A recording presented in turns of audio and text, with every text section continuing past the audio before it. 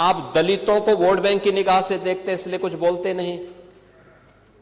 इसीलिए मैं कह रहा हूं ना, देखो बांग्लादेश में एक दलित नौजवान को कैसे जला दिया गया। आप लोग गाजा पट्टी में होने वाले किसी भी उस पर आंसू बहाते हैं, लेकिन आपकी जबान से एक शब्द नहीं निकल रहा है, क्योंकि एक दलित नौजवान मारा गया बांग्लादेश में, और उस नौजवान के मरने पर आपकी जबान सिल चुकी है, क्योंकि आप उसको केवल वोट बैंक के रूप में इस्तेमाल करते हैं।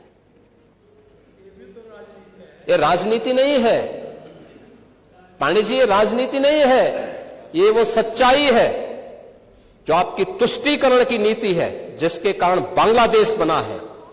अगर बांग्लादेश पाकिस्तान नहीं बना होता, इस तरीके से हिंदू नहीं जलाया होता, और जलाता तो फिर उसकी क्या दुर्गति होती या वह भी जानता।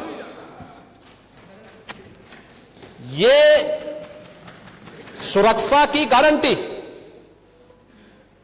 वहां मारे जा रहे हैं हिंदू, आप लोग नहीं बोलेंगे। एक कैंडल मार्च निकाल के चलते हैं गांजा के मुद्दे को लेकर के, लेकिन पाकिस्तान और बांग्लादेश में हिंदू मारा जाता है तो आपके मुंह बंद हो जाते हैं, क्योंकि मरने वाला हिंदू है, दलित है, आप बोलेंगे नहीं। और यही सच्चाई है। निंदा प्रस्ताव पारित होना चाहिए, और यह प्रस्ताव नेता विरोधी दल की तरफ से आना चाहिए। इस घटना की हम भर्त्सना करते हैं, और बांग्लादेश सरकार को इस बात की चेतावनी देता हूं, और इसीलिए हम कह रहे हैं, नोट करना, ये चीजें होनी चाहिए, और हमारा भी प्रयास होना चाहिए।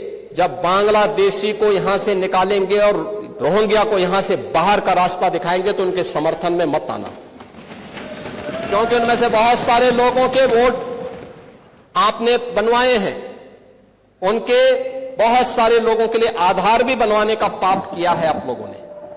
इसलिए इन चीजों को ध्यान में रखना, और एक एक चीज की स्क्रीनिंग होगी,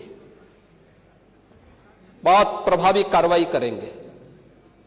हमारे ही देश में रह करके हमारे लोगों के खिलाफ अपराध, और वहां पे निर्दोष हिंदुओं पर अत्याचार करोगे, निर्दोष सिखों पे अत्याचार करोगे, ये स्वीकार्य नहीं। चलिए, आप ये बात बोल दिए था, जनता सवाल पूछ रही है। चलिए, मानिए कि दीपू चंद्र दास पिछड़ा समाज के था, दलित समाज के था, इसके वजह से वहाँ के मुसलमानों उनको जिंदा जला दिया।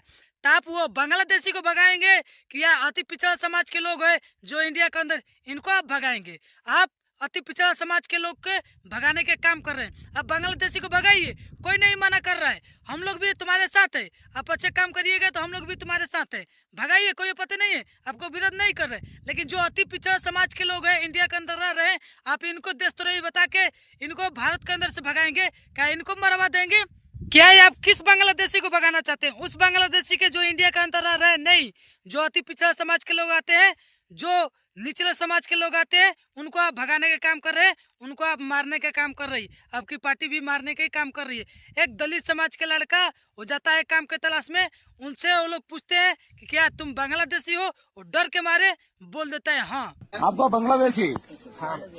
क्योंकि हाँ बोल देते हैं, वो लोग मार रहते हैं, इनको पीट रहते हैं, तो डर के मारे ये बोल देता है बंदा हाँ। ये अक्सर ये छत्तीसगढ़ का है, केरला जाता है काम के तलाश में। इनका नाम है राम नारायण दास, और ये काम के लिए जाते हैं, और इनको पीट पीट के वो लोग मार देते हैं। नहीं आधार कार्ड, नहीं कुछ चेक करते हैं, और ये खाली मुंह से निकल जाता है कि हाँ, और इसके वजह से इनको मार के फेंक देते हैं। और ये एकलौता व्यक्ति था घर के कमाने वाला, और इनके घर के लोग के हालत खराब हो गए हैं रोते रोते।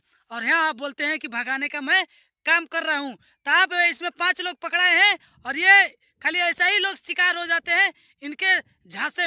क्या आप किस पिछड़ा समाज की बात करते हो, किस दलित समाज की बात करते हो? जो बलिया के रहने वाले आयुष साधु, उनके घर में घुस के 6 गोली मार दिए जाते हैं, उनको मर्डर कर दिए जाते हैं। उनके साथ में आते हैं मंटू याठो, तो उनको भी वो लोग मार देते हैं, उनका आता पता कोई नहीं है। और हाँ, ये चारों कैदी पकड़ाते हैं, तो मेरे को ये फोटो देखने के बाद ये समझ में नहीं आ रहा है कि चारों के सेम गोली क्यों लगता है और सेम जगह पे पुलिस एनकाउंटर क्यों करती है? मेरे को कुछ ऐसे लग रहा है कि ये मिली जुली सरकार चल रही है, बल्कि जाति के नाम पे देख के और ये काम कर रही है सरकार। ये आपकी बुलडोजर कहाँ है? बुलडोजर में तेल खत्म हो गया क्या? नहीं चला उसके घर पे बुलडोजर, अभी तक चलाई है। आप पिछड़ा समाज के भगाने का काम कर रहे हैं, बल्कि क्या ये आप किस बांग्लादेशी को बात करते हैं भगाने के? जिस बांग्लादेश को 109 एम्बुलेंस दिया जाता है और 12 करोड़ वैक्सीन के सुई दिया जाता है, उस बांग्लादेशी को आप भगाने की बात करते हैं। और माननीय प्रधानमंत्री नरेंद्र मोदी जी महामहिम शेख हसीना जी से हाथ में हलते हैं और एक हफ्ता वो रहते हैं, उनको आप भगाने की बात करते हैं। अरे आप कम बुर्बक लोग को बनाइए। और हाँ, आपकी प्रधानमंत्री माननीय प्रधानमंत्री नरेंद्र मोदी जी बांग्लादेश को अदानी के साथ मिल के बिजली सप्लाई कर रहे हैं, और यहाँ अदानी के साथ दोस्ती छोड़ेंगे नहीं है, भारत के बेचना कभी छोड़ेंगे नहीं। आप बोलते हैं कि उस बांग्लादेशी को भगा देंगे, नहीं हिम्मत। आप बोलते हैं कि मैं बड़ा बड़ा तोप रखा हूँ, माननीय प्रधानमंत्री नरेंद्र मोदी कहते हैं कि मैं बड़ा बड़ा तोप रखा हूँ, तो किस काम को तोप रखे? छोड़िए दूगो मिसाइल छोड़िए इन लोगों पे। और ये छोटा छोटा कंट्री इंडिया को धमकी दे रहा है, और बांग्लादेश दे रहा है, और ये श्रीलंका भी दे रहा है, और पाकिस्तान भी दे रहा है, ये सब दे रहा है। और उसी देश को मतलब खिलाड़ी को बुलाया जा रहा है इंडिया में खेलने के लिए। वाह, ये आपकी सच कोई बोल नहीं सकता है, और जो सच बोलता है वो लोग तो आप। और हाँ, माननीय योगी जी, आपको इस चीज से फुर्सत मिल गया और झूठ बोलने से, तो आप एक बार अपने ही देश पे, अपने स्टेट में थोड़ा ध्यान दे दीजिए, ठीक है? क्योंकि माननीय प्रधानमंत्री नरेंद्र मोदी जी बोलते हैं कि झूठ बोलो, सुबह शाम झूठ बोलो। झूठ बोलो, बार बार झूठ बोलो। सबको पता है। और इसके बारे में आप लोग क्या राय कमेंट करके जरूर बताना। जय हिंद, जय भारत, जय बिहार। वाह मोदी जी, वाह वाह। ज्यादा से ज्यादा ये मेरा क्या कर लेंगे भाई? नहीं बताइए क्या कर लेंगे? अरे हम तो फकीर आदमी हैं, झोला लेके चल पड़ेंगे जी।